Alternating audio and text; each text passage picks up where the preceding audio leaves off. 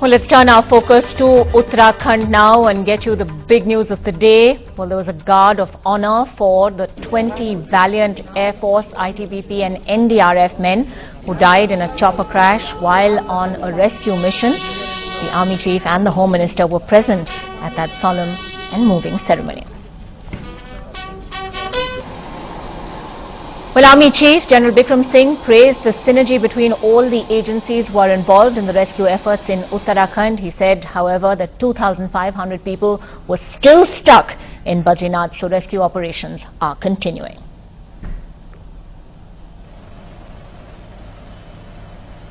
But almost 2 weeks after disaster struck in the hills of Uttarakhand, 3,000 people are still reported missing. 1,000 people are now reported to have died in this enormous tragedy.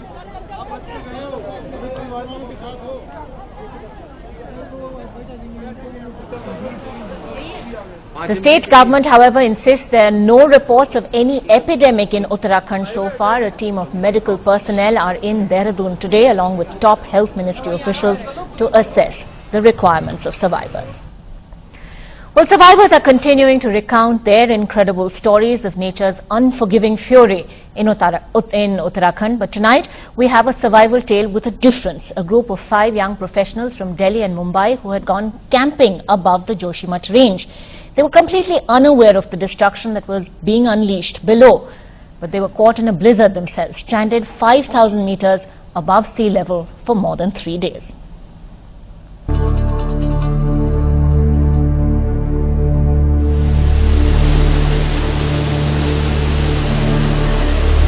The 48 hours since we've been closed in these tents and can't get out because it's been raining and now snowing really heavily.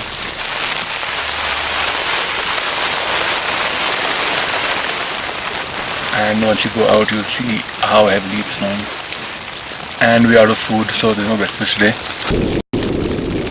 Was clearly a serious weather situation, something quite out of the ordinary. So we thought that the pre-monsoon is coming up from the plains and it's getting blocked by these high mountains and it's just showering down on us. We were moving from base camp to occupy camp 1, and this must have been around the 11th of June, and that's when the weather started to get bad. And we thought it would pass and the sun would come out. That's what we hoped for, but it just got from bad to worse and bad to worse. Fair amount of danger. I would say that we had dangerously high volumes of snow. So I mean, we were considering the fact that we were placed perfectly, and thankfully, I mean, you can thank God for that, but we were placed in camp 2, which was between a lower camp where there was avalanches and rockfall, and camp 3, which was a higher camp where we would have been literally drowned in snow, because you were looking at 4, 5, 6 feet of snow in the period of one night. The fact of the matter is that reverence is the only thing you can have for the mountains. If you take a cavalier approach, then you're putting yourself in tremendous risk. I came to these mountains as an adventurer looking for adrenaline. I have left as a pilgrim.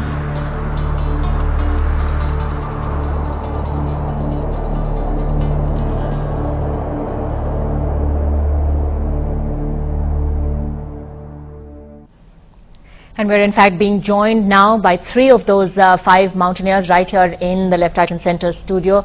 Akshay Singh, Siddharth Saraugi and Karan Singh, thank you very much indeed for joining us and for sharing your story with us. Now, you were actually climbing the Trisul, when disaster in a sense struck. At what point did you realize that the weather was actually turning for the worse?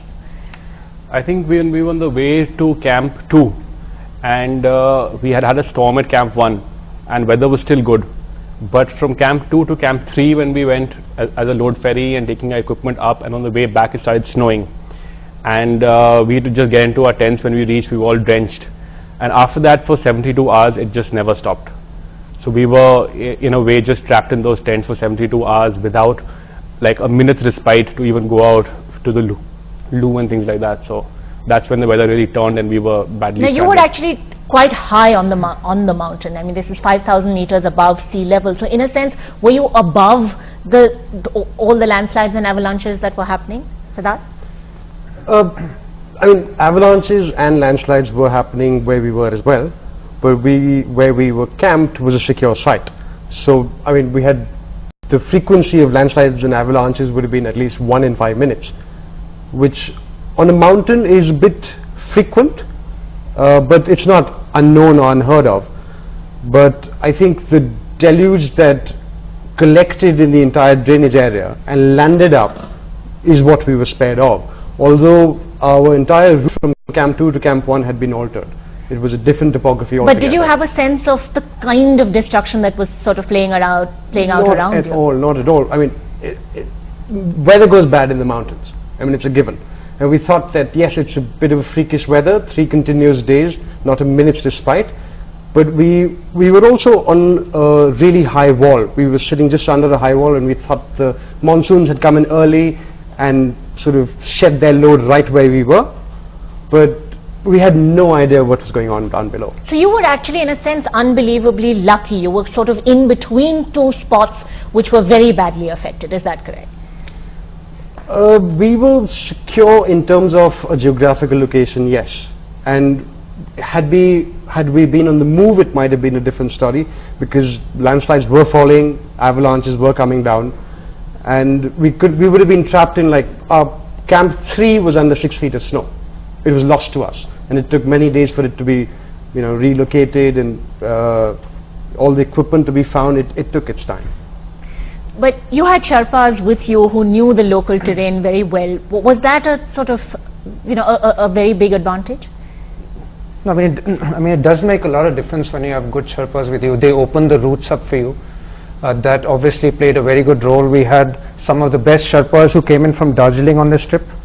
So that, that made a big difference. They helped us load ferry, but beyond the point, even they can't do so much, because after the load ferrying happened, we had 5 days of bad weather. We were stuck at Camp 2.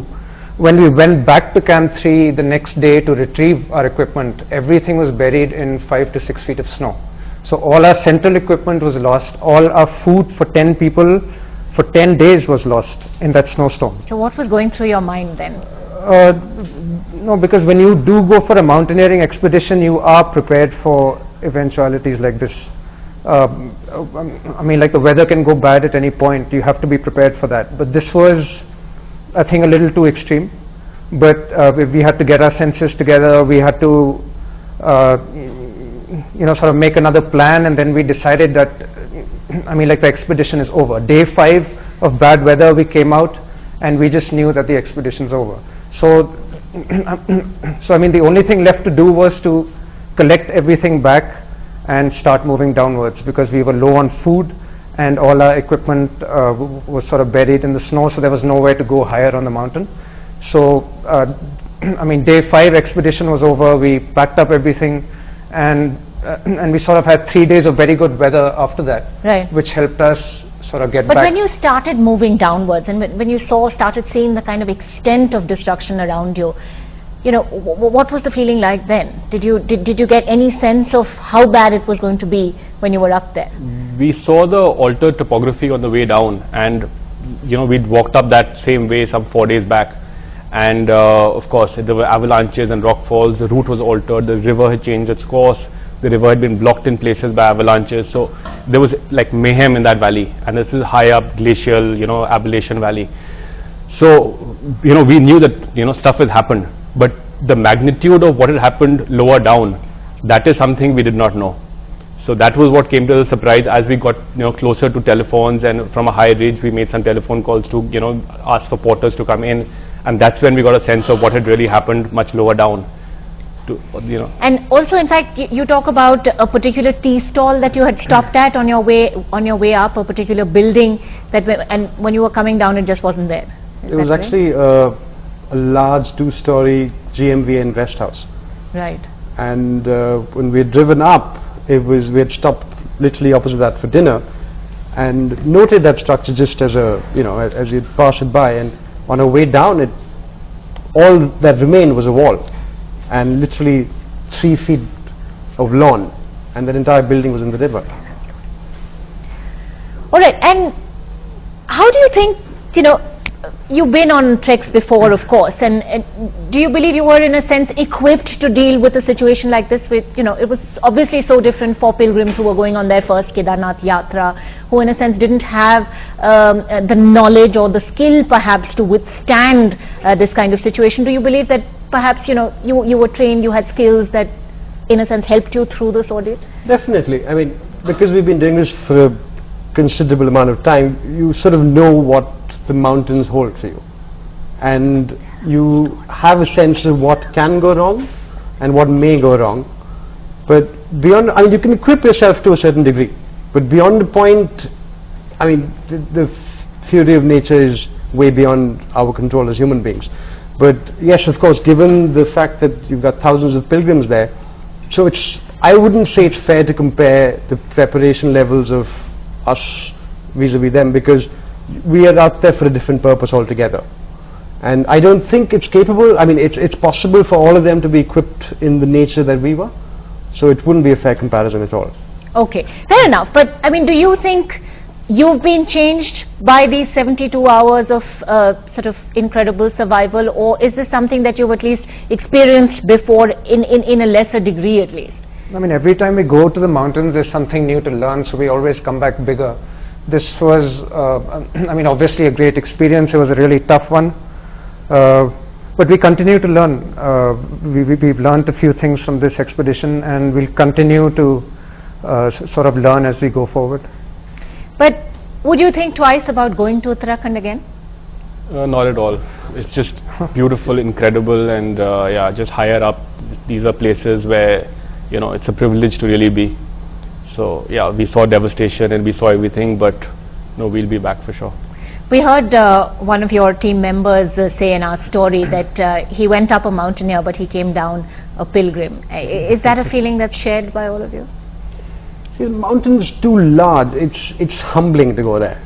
I mean, all your ego and all your belief in yourself, it just comes down to a minuscule level of you being a petty human being when you're up there. So it's homage. I mean, you're going there as a pilgrim.